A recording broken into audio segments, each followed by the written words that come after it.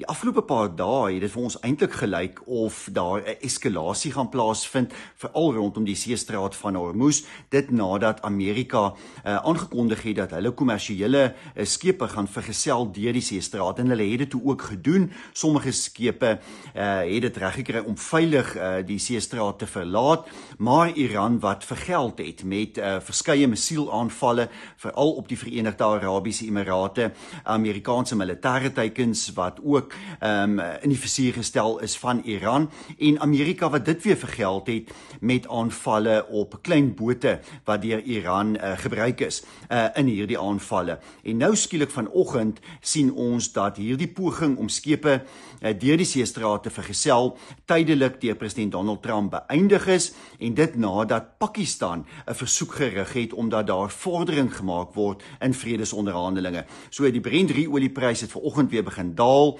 en kanse vir vrede neem skielik weer toe, waar dit 'n dag of 2 gelede eintlik die teenoorgestelde moontlik gelyk het. So daar is duidelik steeds onderhandelinge wat plaasvind. Pakistan is oortuig dat hulle die partye al nader aan mekaar bring, en president Donald Trump is nou ook daarvan oortuig. Hy is oortuig dat Amerika se blokkade van Iran se hawens wel geslaag het, en dat Iran tot meer gunstige omstandighede of 'n ooreenkoms sal instem. Nou, Trump het ook gesê dat die oorlog eintlik verby is, dat die militêre operasie deur Amerika en Israel afgehandel is, dat Amerika aanbeweeg, en dat daar nou net oor die finale terme van 'n ooreenkoms gepraat moet word. En daar sal ons dan veral moet kyk na vrae oor Iran se kernprogram en natuurlik beheer oor die seestraat van Hormuz. Maar dit sal natuurlik vir almal van ons 'n groot verligting wees indien 'n ooreenkoms binne die volgende dae bereik kan word, die seestraat oopgestel kan word